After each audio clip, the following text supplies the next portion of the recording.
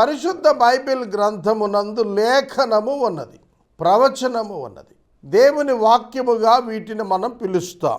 పేతురు 2వ పత్రిక 1వ అధ్యాయము 20-21 వచనాలలో, ఒకడు తన ఊహను బట్టి చెప్పుట వలన లేఖనములో ఏ ప్రవచనము పుట్టదని మొదట గ్రహించుకోవాలి.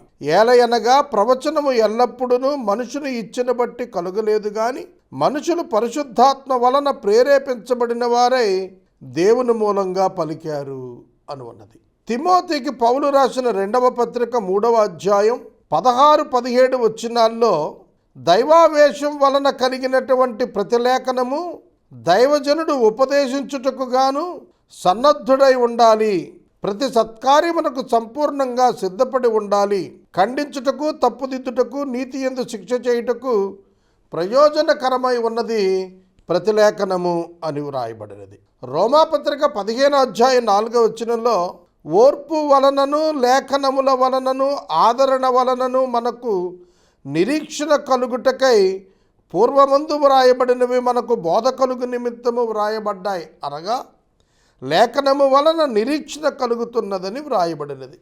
మత్తయి సువార్త 22వ అధ్యాయం 29వ వచనంలో యేసు ప్రభు స్వయంగా అన్నారు, లేఖనములను గాని దేవుని శక్తిని గాని ఎరుగక మీరు పొరపాటు పడుతున్నారు అన్నాడు. పరిశుద్ధుడైనటువంటి దేవుడు స్క్రిప్చర్స్ని గురించి తెలియచేస్తూ ఉన్నప్పుడు రోమాపత్రిక 16వ అధ్యాయం 25వ వచనంలో, ప్రవక్తల లేఖనాల ద్వారా నిత్య దేవుని ఆజ్ఞ ప్రకారం అనాది నుండి రహస్యంగా ఉంచబడి ఇప్పుడు ప్రత్యక్షపరచబడినటువంటి మర్మం, అన్యజనులు విశ్వాసమునకు విధేయులవుతారు అనే మర్మం లేఖనాల ద్వారా తెలుపబడింది.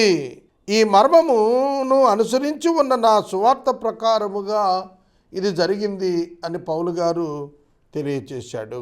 యోహాను సువార్త 10వ అధ్యాయం 35వ వచనంలో, లేఖనము యొక్క లక్షణం అది ఎన్నటికీ నిరర్ధకం కాదు అని దేవుని యొక్క వాక్యము చెప్పినట్లుగా మనం చూడగలుగుతున్నాము. లేఖనములో జీవమున్నది, స్వస్థత ఉన్నది, ప్రభావం ఉన్నది, అధికారం ఉన్నది. లేఖనము ఏం చేస్తుంది? లేఖనమునకు 7 లక్షణములు ఉన్నవి. లేఖనము మాట్లాడుతుంది, అది చదువుతున్న వారితో, వినుతున్న వారితో అది మాట్లాడుతుంది.